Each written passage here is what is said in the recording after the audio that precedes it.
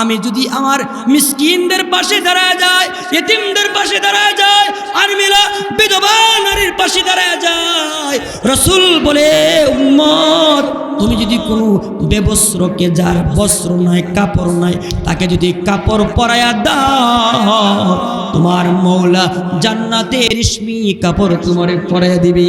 আল্লাহু আকবার বলে। এজন্য মুসলমান বাবারা ভাইরা আমার, হযরত আবু যর বলে আমার দোস্ত, আমার বন্ধু নবী আমাকে 7টা আদেশ করেছে। 1 নম্বর আদেশ হলো বিহুব্বিল মাসাকিনি ওয়াদ-দুনুবি মিনহুম, আমি যেন মিসকিনদেরকে ভালোবাসি, অসহায়দের কাছে থাকি, ওদেরকে যেন মহব্বত করি। নবীর সাহাবীরা অসহায়দের পাশে দাঁড়াইছে। একটা ঘটনা আপনাদেরকে শোনাইতেছি। হযরত ওমর যখন খলিফা হলেন, খলিফা হওয়ার পর তিনি বলতেছেন, ও নবীর সাহাবীরা, আমার আগে যিনি খলিফা ছিলেন হযরতে আবু বকর, আবু বকরের কোন সুন্নত তোমাদের কাছে আছে কিনা আমাকে বলো বলো। একথা বলার পরে একটা লোক পিছন দিকে দাঁড়াইছে। ও ওমর, আমি আবু বকরের একটা বিরল সুন্নত জানি। কি সুন্নত? বলো বলো, কি সুন্নত বলো। আমি দেখতাম আবু বকর প্রত্যেক দিন, আবু বকর রাদিয়াল্লাহু তাআলা আনহু আসরের পরে বিবি থেকে হালুয়া নিয়া, হালুয়ার পুটলা লইয়া হযরতে আবু বকর হালুয়ার বোল নিয়া মাথাতে করে করে এই রাস্তা দিয়া চলে যাইতেন। ওমর বলে ঠিক আছে, এই সুন্নতটা আমিও পালন করব। হযরত ওমর রাদিয়াল্লাহু তাআলা আনহু যিনি খলিফা, প্রথম দিন করেন, বিবিকে বললে, বিবি রে তুমি কিন্তু হালুয়া বানাইবা। হযরতে ওমর রাদিয়াল্লাহু তাআলা আনহু মসজিদে নববীতে নামাজ পড়াইয়া হযরত ওমর ইবনে খাত্তাব রাদিয়াল্লাহু তাআলা আনহু হালুয়ার পুটলা লইয়া হযরত ওমর চলতেছে চলতেছে চলতেছে। হঠাৎ করে ওমর আল্লাহু আকবার বলে ডাক মারছে। ওমর বলে আমি আমার কাঙ্ক্ষিত জায়গাতে চলে আসছি। হযরত ওমর তাকায়া দেখে একটা লোক, হযরত ওমর দেখে একটা লোক, তার 2টা পাও নাই, তার 2টা হাতও নাই, যাকে পরিভাষায় বলা হয় বিকলাঙ্গ। হাত ছাড়া, পা ছাড়া একটা মানুষ বসে আছে আর কাঁদতেছে। ওমর বলে, বাপ, আমি তোমাকে খাবার খাওয়ানোর জন্য আসছি। أما بعد فأعوذ بالله من الشيطان الرجيم بسم الله الرحمن الرحيم يا أيها الذين آمنوا اتقوا الله حق تقاته ولا تموتن إلا وأنتم مسلمون قال أبو ذر رضي الله تعالى عنه أمرني خليلي بسبع، أمرني بحب الله وبحب المساكن والذنوب منهم، وأمرني أن أنظر إلى من هو دوني ولا أنظر إلى من هو فوقي، وأمرني أن أصل الرحم وإن أدبرت، وأمرني أن أقول بالحق وإن كان مرا إلى آخر الحديث. شكل الدروج الشريف قولي اللهم صل على محمد وعلى آل محمد كما صليت على إبراهيم وعلى آل إبراهيم إنك حميد مجيد. আল্লাহ পাকের দরবারে শুকরিয়া আদায় করতেছি যে আল্লাহ তাআলা আমাদেরকে আজকে কালীগঞ্জ উত্তরপাড়া মরহুম মন্নর আলী সর্দার সাহেবের ওনার বাড়ির সমস্ত মুর্দেগানে রুহের মাগফিরাত কামনায় আজকের এই মাহফিলে আমাদেরকে যে আসবার এবং বসবার তৌফিক দিয়েছেন, সকলে বলি আলহামদুলিল্লাহ। না এটা আওয়াজ দিলে ওয়াজ করুন যেত না, জোরে কোন আলহামদুলিল্লাহ, আরো জোরে বলেন। এই যে ওয়াজ মাহফিল, বলা যায় না কোনটা আপনার জিন্দেগির জন্য আল্লাহ তাআলা জুরিয়া করে আপনার আমার জীবনের গুনাহকে মাফ করে দেয়। সুবহানাল্লাহ দেন না? বাইজিদ বুস্তামির নাম শুনছেন আপনারা? বাইজিদ বুস্তামি রাহমাতুল্লাহ আলাইহি তিনি ইন্তেকাল করছেন। তো ওনাকে এক লোকে স্বপ্ন দেখছে, হযরত আল্লাহ তাআলা আপনার সাথে কেমন ব্যবহার করছে। তো বাইজিদ বুস্তামি রাহমাতুল্লাহ আলাইহি বলতেছে, আল্লাহ আমাকে বলছে, বাইজিদ কি আমল নিয়ে আসছো? আমার মাগফিরাত পাওয়ার মতো আমল আসেনি। বাইজিদ বুস্তামি রাহমাতুল্লাহ আলাইহি বলে, আল্লাহ এমন কোনো আমল নাই যে আমল আপনার কাছে পেশ করতে পারি। রব্বুল আলামিন বলে, বাইজিদ তোমার কোনো আমল আমার কাছে পছন্দিদা না, কিন্তু একটা ছোট্ট আমলকে আমি আল্লাহ জুরিয়া কইরা তোমার জীবনের গুনাহকে মাফ কইরা দিলে। আরো জুড়ে বলেন আমলটা কি? এই আমলটা ইখলাস ওয়ালা ছিল। আমলটা হলো একদিন রাতের বেলা তুমি ঘুমাইছিলা, কনকনে শীতের বেলা, মনে রাখেন এই যে কনকন শীতের বেলা তুমি ঘুমাইলা, এমন সময় তোমার কম্বলের নিচে একটা ছোট্ট বিড়াল চানা ঢুকে পড়েছিল। তুমি চিন্তা করলা বিড়ালটা তো আল্লাহর মাখলুক। কার মাখলুক বলেন? বিড়ালটা কার সৃষ্টি বলেন? আল্লাহর সৃষ্টি। তা আল্লাহ হলো খালেক আর বিড়াল হলো মাখলুক। তা আল্লাহর সাথে বিড়ালের একটা সম্পর্ক আছে না নাই? সবাই বলেন আছে না নাই? এই যে একটা সম্পর্কের কারণে তুমি এই বিড়ালটাকে তোমার কম্বলের নিচে জায়গা দিছিলা। তাই আমি মওলা তোমার এই ছোট্ট আমলের বিনিময়ে আমি মওলা তোমাকে আমার জান্নাতের জায়গা করে দিলাম। আল্লাহু আকবার।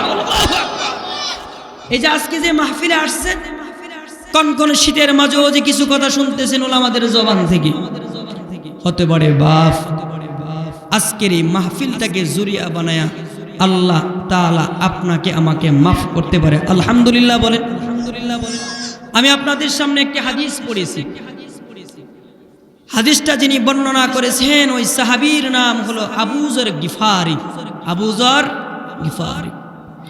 আবু যর গিফারিকে হযরতে আবু যর গিফারি এই ইসলাম ধর্ম যারা গ্রহণ করেছে নবীর জমানাতে 5 নম্বরে যিনি ইসলাম ধর্ম গ্রহণ করেছেন তার নাম আবু যর গিফারি। আল্লাহু আকবার বলেন। 5 নম্বরে যিনি ইসলাম ধর্ম গ্রহণ করেছে তার নাম কি? আবু যর গিফারি। হযরতে আবু যর গিফারি নবীর কেমন সাহাবী? হযরতে আবু যর গিফারি খাদিমে খায়রুল বাশার, খিদমতু মে জিন্দেগি বর না বানায়া আপনা। আল্লাহর রাসূলের খেদমত করতে করতে করতে করতে জিন্দেগি কাটাই দিছে, কিন্তু নিজের জন্য একটা ঘরও বানান নাই। সুবহানাল্লাহ বলেন। সকলেই বলেন সুবহানাল্লাহ। আবু যর গিফারি কেমন সাহাবী? আল্লাহর রাসূল সরকারে দু আলম নবী নবীজি বলেন, কেউ যদি ঈসা আলাইহিস সালামের জুহুদ চায়, ঈসা আলাইহিস সালাম যেমন দুনিয়া বিমুখ ছিল, দুনিয়ার সাথে যেমন তার কোনো কানেকশন ছিল না, এমন যদি কেউ এমন জাহেদ তারিকুদ দুনিয়া যদি কেউ দেখতে চায়, সে যেন উনজুর ইলা আবি যার, সে যেন আবু যর গিফারির দিকে তাকায়। সুবহানাল্লাহ বলেন। আবু যর গিফারি নিজে জিন্দেগিটার কেমনে চালাইছে জানেন? দুনিয়ার সাথে কোনো সম্পর্ক করছে না। টাকা জমাইছেন, বিল্ডিংও বানাইছেন। আবু যর গিফারি রাদিয়াল্লাহু তাআলা আন তিনি এমন ফাকারাতের জিন্দেগি গ্রহণ করেছেন, উনি যখন ইন্তেকাল করবেন তখন ওনার বিবি কাঁদতেছে। তো স্বামী তার বিবিকে বলতেছে, আবু যর তার বিবিকে বলতেছে, বিবি কাঁদো কেন? ও কেন কাঁদি জানেন? আপনি চলে যাবেন এই জন্য কাঁদতেছি। কারণ পৃথিবীর প্রত্যেকটা মানুষ মরণের স্বাদ গ্রহণ করতে হবে কি হবে না? আগে হোক পরে হোক, কেউ কথা না বলে।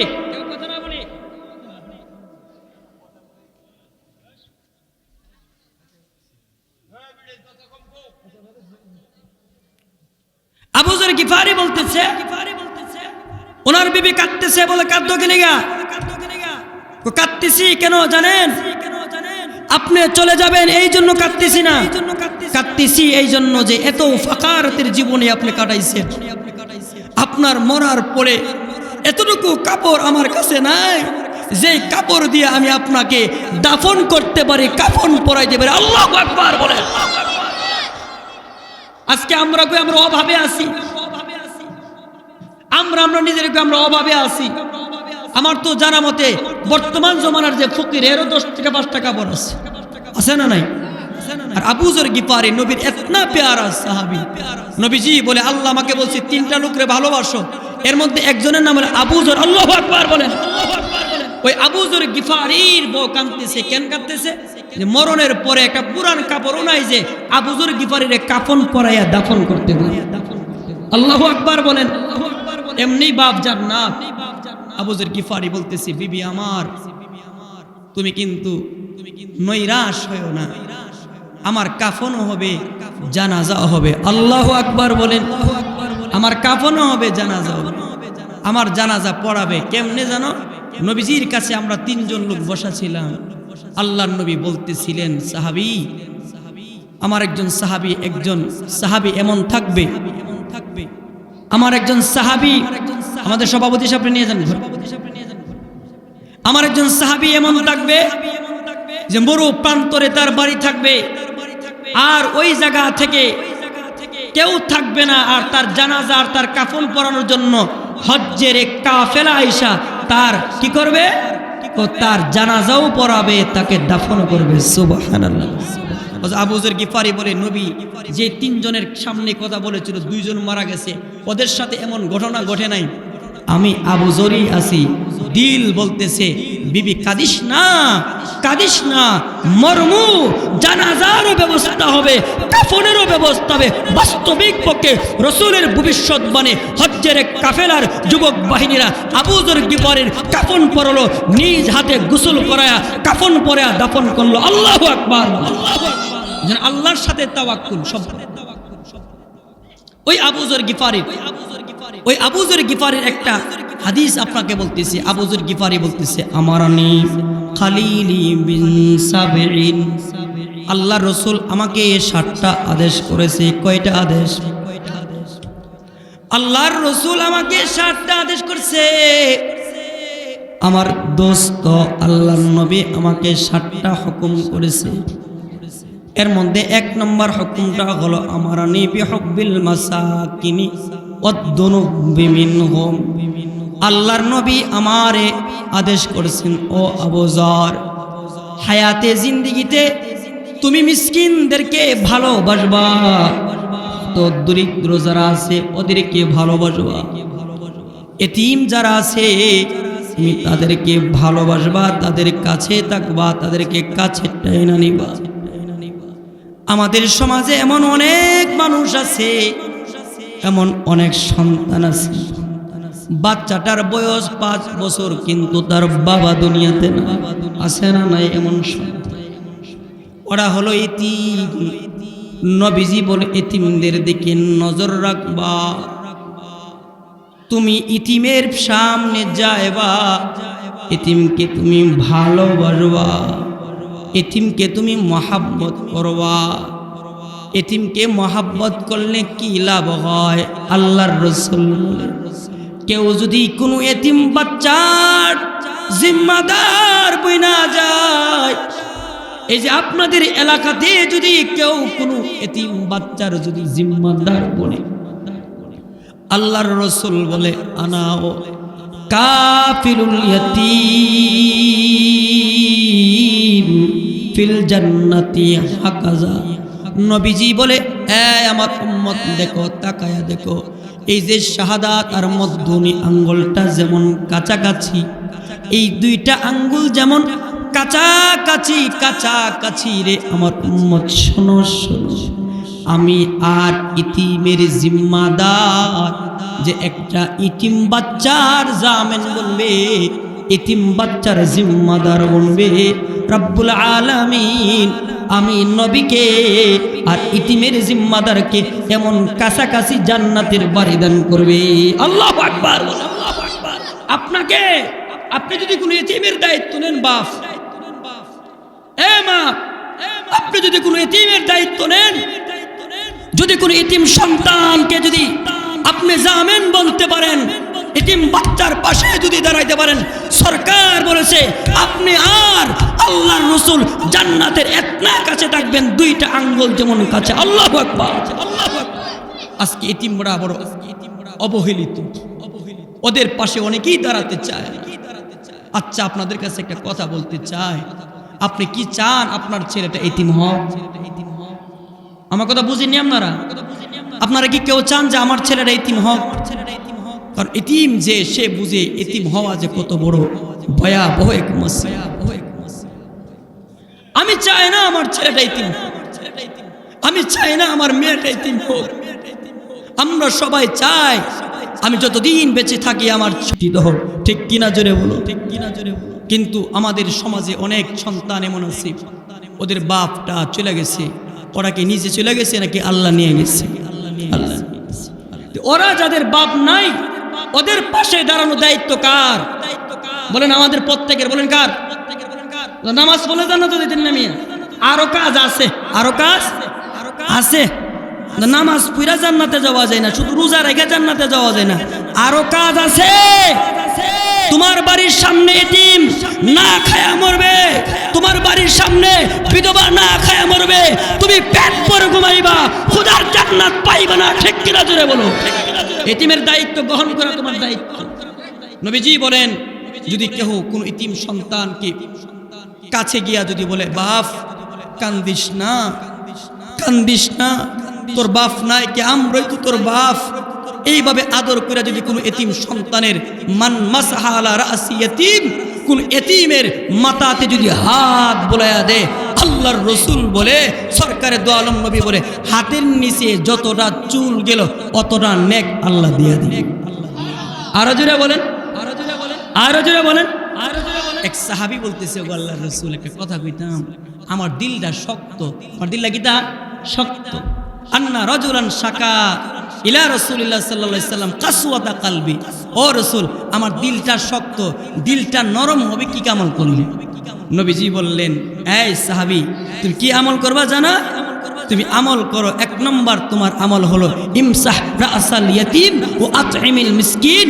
রাসূল বলে এতিমের মাথাতে হাত বুলায়া দাও। আল্লাহু আকবার বলে, এতিমের মাথায় হাত বুলায়া দাও, এতিমের পাশে তুমি দাঁড়াও। তোমার সন্তান যদি শীতে না সহ্য করতে পারে, তার কাপড়া লাগে, যেই সন্তানের বাপ নাই ওর তো এমনটা মন চায় আমি একটা ভালো কাপড় পরি, ওর তো মন চায় আমি একটু ভালো বুড়া খাই। তোমার সন্তান ভালো খাও, এটা যেমন আপনি চান। এই যে ইতিম বাচ্চাগুলো আমাদের সমাজে আছে ওদের পাশে দাঁড়াবো ইনশাআল্লাহ। নবীজি বলে এক নম্বর কাজ করবা এতিমের মাথায় হাত বুলাইয়া দিবা, দুই নম্বর কাজ হলো ও আতইমিল মিসকিন, মিসকিনদেরকে খানা খাওয়াইবে। মিসকিনদেরকে কি করবেন? খানা খাওয়াবেন। এই ওয়াজ সকলে করেন, আমি করতেছি, আমার কথাটা বুঝেন। এতিমের পাশে দাঁড়াবে, এতিমের পাশে দাঁড়াবে। আল্লাহ রাসূল বলতেছে, মুহাম্মাদুর রাসূলুল্লাহ বলে কিছু কিছু মা আছে এমন, আল্লাহর রাসূল বলে আনা ওয়া ইমরাতুন সাফাউল খাদ্দাইন কাহাতাইনি ফিল জান্নাহ।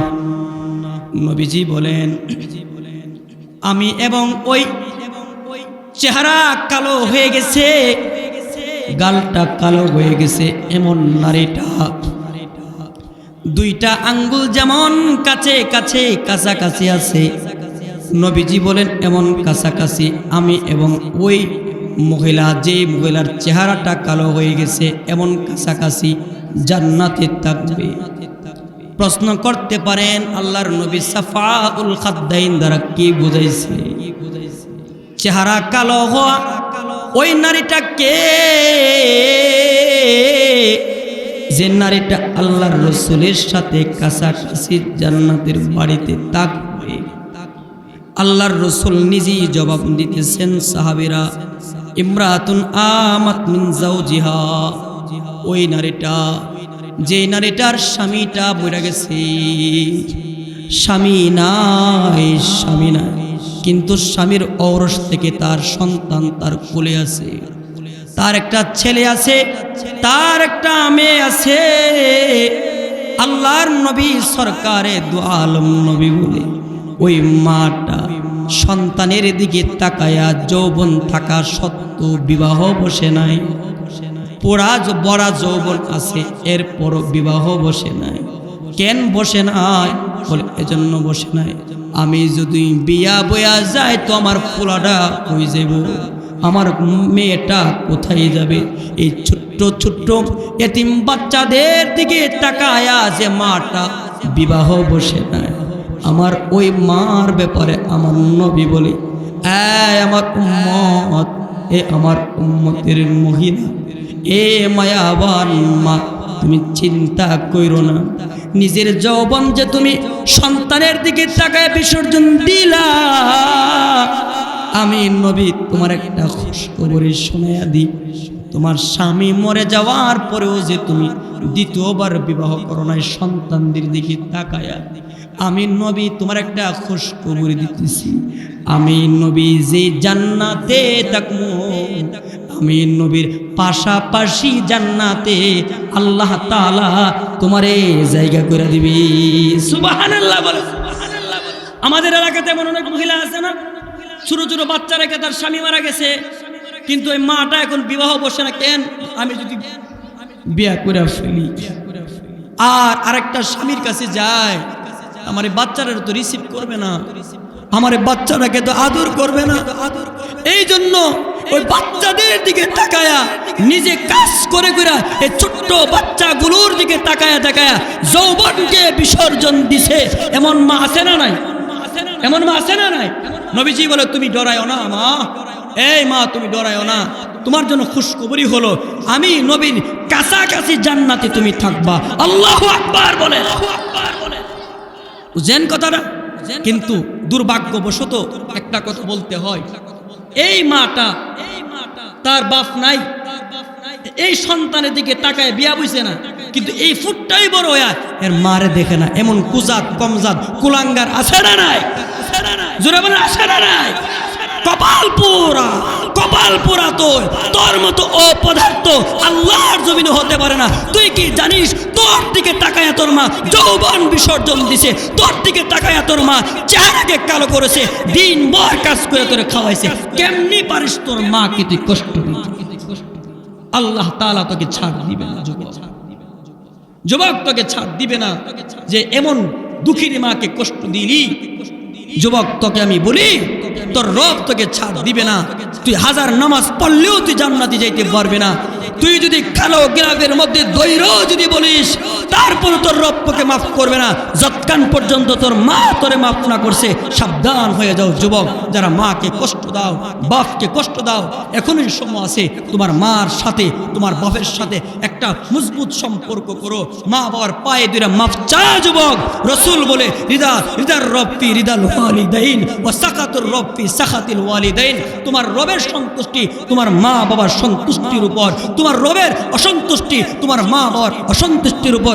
নবীজি বলে তোর মা বাবা হয়তো তোর জান্নাত, অথবা তোর মা বাবা তোর জন্য জাহান্নাম। মা বাবা জান্নাত কিভাবে? খিদমত যদি করতে পারিস যুবক, তোর জন্য জান্নাত অবধারিত, আর খিদমত যদি না করতে পারিস তোর জন্য জাহান্নাম অবধারিত। ঠিক না জোরে? ঠিক না জোরে? নবীজি বলতেছে উমর একটা কথা কইতাম। কি কথা? আল্লাহ রসুল বলতেছে উমর, এই যে দেখো না, এই যে আমার জামা। সুবহানাল্লাহ বলেন। কার জামা?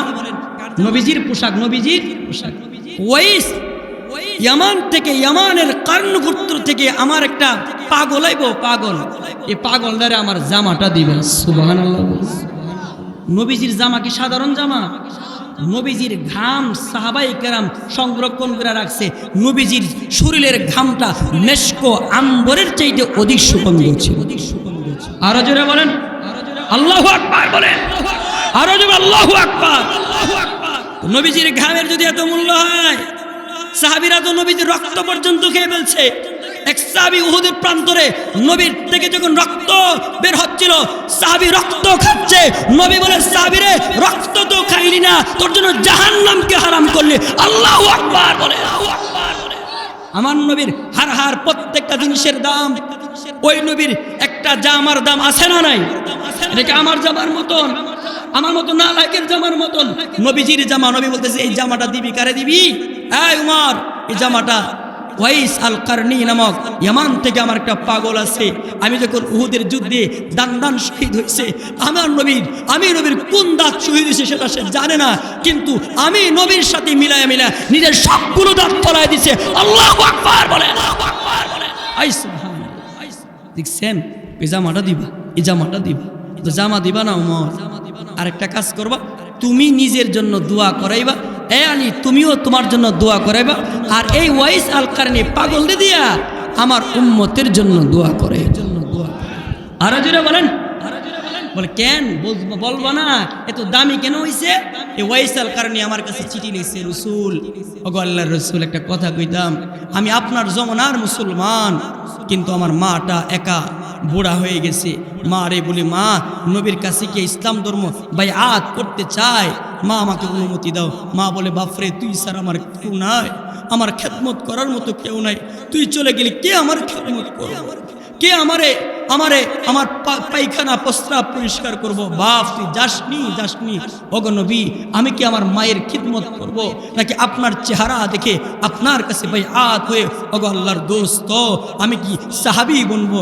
নবী বলে, সাহাবী বনার দরকার নাই, তোর মার খিদমত কর।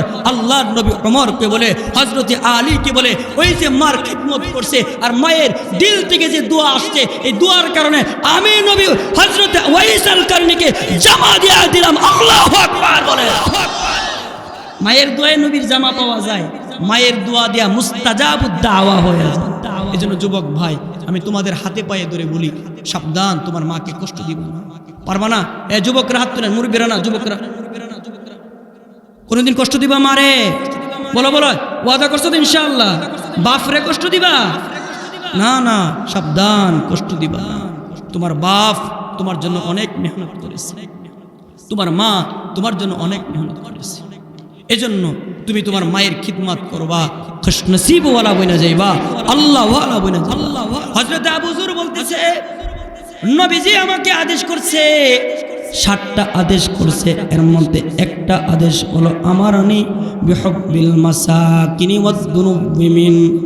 আল্লাহর রাসূল বলছে, এ আবু যর গিফারি শোনো, তুমি মিসকিনকে ভালোবাসবা, মিসকিনকে মহব্বত করবা, তুমি মিসকিনকে তোমার কাছে ডাইকা নিবা, ইতিমকে ভালোবাসবা, ইতিমকে তুমি কাছে টাইনা নিবা। তোমার বাড়ির কাছে বিধবা নারী আছে, ওদের পাশেও তুমি দাঁড়াইবা। ওই যে বিধবা নারীটা তার বাচ্চাগুলো নিয়ে খানা খাইতেছে কিনা, ওদের শীতের জামা আছে কিনা, এটা তোমার দেখার দায়িত্ব। তুমি যাইবা, বিধবা নারীর পাশে তুমি দাঁড়াইবা। আল্লাহর নবী বলে, আস-সায়ু আলাল আরমিলা কাল মুজাহিদি ফিস সাবিলিল্লাহ। যদি কোনো বিধবা নারীর পাশে দাঁড়ায়া যায়, কোনো বিধবা নারীকে যদি নুসরত করে, তার চাউল নাই, 1 বস্তা চাউল দিয়ে আসছে, শীতের পোশাক নাই, শীতের পোশাক দিয়ে আসছে, ওই যে বিধবা নারীর পাশে যদি কেউ দাঁড়ায়া যায়, আল্লাহর রাসূল সরকারে দু আলম নবী বলে, জিহাদ করলে যে সওয়াব পাইবা, বিধবা নারীকে যদি উপার্জন কইরা তাকে যদি সাহায্য করো দোস্ত, তুমি এই পরিমাণ সওয়াব পাইবা। এতিমের পাশে দাঁড়াইবা, তোমার বাড়ির কাছে এতিম আছে, তুমি ইতিমের পাশে দাঁড়াইলা মানে তোমার নবীর পাশে দাঁড়াইলা, কেননা তোমার নবীও ইতিম ছিল, তোমার আমার নবী ইতিম ছিল। আল্লাহর নবী সরকারে দু আলম মুহাম্মদুর রাসূলুল্লাহ সাল্লাল্লাহু আলাইহি সাল্লামের জন্মের 6 মাস পূর্বে নবীজির আব্বা আব্দুল্লাহ দুনিয়া থেকে বিদায় হয়ে গেছে। নবীজির জন্মের 6 বছর 10 মাস 10 দিন পর আল্লাহর নবীর মা আমেনা দুনিয়া থেকে বিদায় হয়ে গেছে। এজন্য আমার নবী কখনো কখনো আল্লাহর রাসূল বিকাল বেলা তিনি হাঁটতেন। একদিন আল্লাহর নবী হাঁটতেছে আর চোখের পানি ফলাইতেছে। আমেনা শিশু নবীকে খুঁজতেছে, কোথায় রে আমার সন্তান মুহাম্মদ, কোথায় আমার সন্তান মুহাম্মদ, আমার সন্তান মুহাম্মদ কোথায়? দেখে আল্লাহর নবী কাঁদতেছে, ঝরঝর করে ওই সরকারের চোখ দিয়া পানি পড়তেছে। যে সরকারকে খুশি থাকলে আল্লাহ খুশি থাকে, যাকে উসিলা করে আসমান মৌলা বানাইছে, যাকে উসিলা করে আল্লাহ তাআলা জমিন বানাইছে, যাকে সবচাইতে সুন্দর করে বানাইছে, সবচাইতে কামাল করে বানাইছে, দুস্থ কাঁদতেছে। আমেনা বলে, ও আমার ফুট কান্দু কিলিগা? আমার নবী বলে, মা দেখো না বিকাল বেলা খেলার দেখার জন্য আসি প্রতিদিন, ও মা, প্রত্যেকের বাবা আয়েশা তাদের সন্তানগুলোর কোলে নিয়ে চুমু দেয়। মা, তাদেরকে কপালে চুমু দে, ঠোঁটে চুমু দে, কিন্তু আদৌ পর্যন্ত আমার বাবাকে দেখি না। আমার বাবা তো কখনো আমার চুমু দিছে না। বল না গো মা, আমার বাপ কোথায়? ছোট্ট নবীর কথা শুনে আমেনার কলজাটা কেমন যেন ভেঙ্গে খান খান হয়ে যাচ্ছিল। হযরতে আমেনা, বাপ, তোমার বাবা আব্দুল্লাহ অমুক জায়গাতে আছে, চলো তোমাকে অমুক জায়গাতে নিয়ে যাও। আল্লাহর নবীকে আমেনা, ছোট্ট সন্তান, আমার নবী, প্যারা নবী, দু জাহানের বাদশাকে বাবার কবর আবুয়া নামক জায়গাতে জিয়ারতের জন্য নিছে। ওইখানে বাবার কবর জিয়ারত করে নবী যখন চলে আসবে, আমার নবীর মাও দুনিয়া থেকে বিদায় হয়ে গেছে। আমার নবী কেমন জানে বলতেছিল, হাই রে, যদি জানতাম বাবার কবর জিয়ারত করতে আসলে আমার মাটাও চলে যাবে, তাহলে তো আমি কেমন জানে কেন আসতাম না। তাহলে আমার নবী এতিম ছিল। আমার মামার কালীগচ্ছর বাবারা, উত্তর পাড়ার বাবারা, মৌলভী পাড়ার বাবারা, আপনি যদি কোনো এতিমের পাশে দাঁড়ায় যান, কেমন যেন আপনি আপনার নবীর পাশে দাঁড়ায় গেছেন। আমার নবী খুশি হয়ে যাবে, খুশি হয়ে যাবে। এজন্য আপনাদেরকে বলি, যাদেরকে আল্লাহ তাআলা করে করে টাকা দিয়েছে, বিল্ডিং বানাইবার তৌফিক দিয়েছে, আপনারাও এতিমের কাছে যাইবেন। যাদের সন্তানগুলোর বাবা নাই, ওদের কাছে যাইয়া সান্ত্বনা দিবেন। ওদেরকে খাবার খাচ্ছে কিনা আপনাদের দায়িত্ব, ওদের পাশে দাঁড়ানো। হযরতে আবু যর বলে, আমার নবী আমাকে 7টা জিনিসের আদেশ করেছে, এর মধ্যে একটা আদেশ হলো আমার নবী আদেশ করেছে বিহুব্বিল মাসাকিনি ওয়াদ-দুনুবি মিনহু, আমি যেন মিসকিনদেরকে ভালোবাসি, মিসকিনদের কাছে যেন থাকি। আমার নবীও দোয়া করতেন, আল্লাহুম্মা আহইনি মিসকিনা ওয়া আমিতনি মিসকিনা ওয়াহশুরনি ফি জুমরাতিল মাসাকিন। আল্লাহর নবী দোয়া করতেন, আল্লাহ আমারে মিসকিন বানায়া রাখো, আমারে তুমি আল্লাহ মিসকিন বানাই মরণ দিও। রোজে মাহশারে আল্লাহ তুমি আমারে মিসকিনদের সাথে হাসর করায়ো। আল্লাহর নবী মিসকিনদের সাথে থাকার জন্য আল্লাহর কাছে দোয়া করতেন। মিসকিনদের পাশে দাঁড়াতে হবে, অসহায়দের পাশে দাঁড়াতে হবে। আমার বাপ, নামাজ শুধুমাত্র জান্নাতে নিয়ে যাবে না, এছাড়া আরো অনেক কাজ আছে। আমার প্রতিবেশী গরিব, তার পাশে আমি দাঁড়াবো। আমি রান্না করার সময় জলটা একটু বাড়ায় দেব, আমি যেন আমার প্রতিবেশীর বাড়িতে সামান্য তরকারি আমি পাঠাইতে পারি। আমার প্রতিবেশী এতিম আছে, আমি আমার সন্তানের জন্য যেমন আমি কাপড় আনলাম, যদি পারি সামর্থ্য থাকে এতিম বাচ্চাটার লাগে একটা শীতের কাপড় আমি দিয়ে আসবি।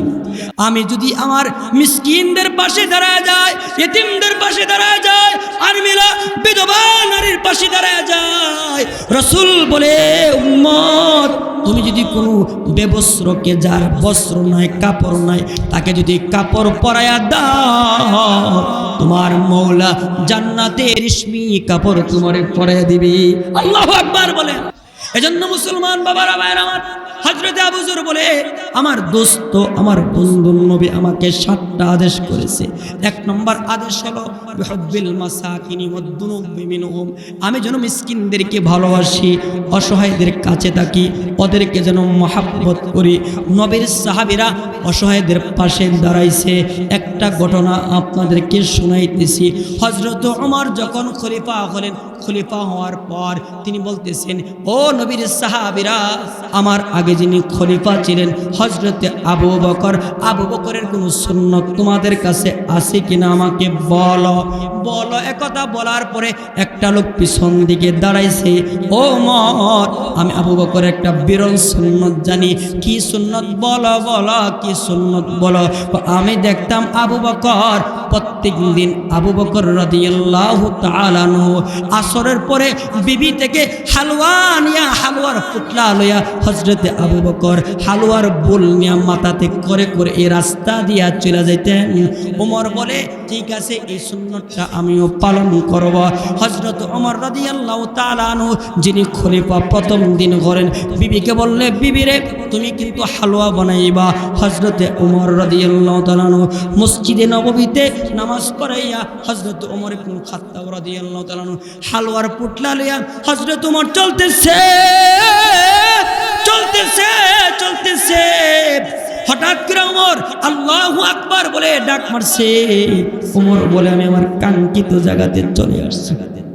হযরত ওমর তাকায়া দেখে একটা লোক, হযরত ওমর দেখে একটা লোক, তার দুইটা পাও নাই, তার দুইটা হাতও নাই, যাকে পরিভাষায় বলা হয় বিকলাঙ্গ। হাত ছাড়া পা ছাড়া একটা মানুষ বসে আছে আর কাঁদতেছে। ওমর বলে বাপ আমি তোমাকে খাবার খাওয়ানোর জন্য আসছি। হযরত ওমর হালুয়া থেকে হালুয়া নিয়া ওই বিকলাঙ্গ লোকটার মুখে যখন খাবার দিবে, বিকলাঙ্গ লোকটা রাগে অগ্নিশর্মা হয়ে গেছে। কে রে তুই, কে? আগের লোকটা বুঝি তুই না, আগের লোকটা বুঝি তুই না। কেন গো তুমি বুঝলা কেমনে আগের লোকটা আমি না?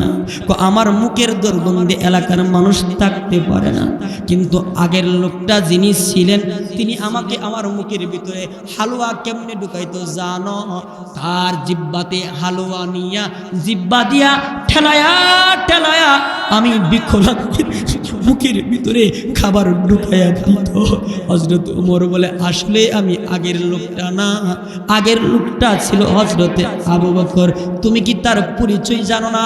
বলে না না না, তিনি নবীর সাহাবী আবু বকর, নবীর শ্বশুর আবু বকর, তিনি ইসলামের খলিফা, প্রথম খলিফা আবু বকর, ইসলাম গ্রহণকারী প্রথম হযরতে আবু বকর।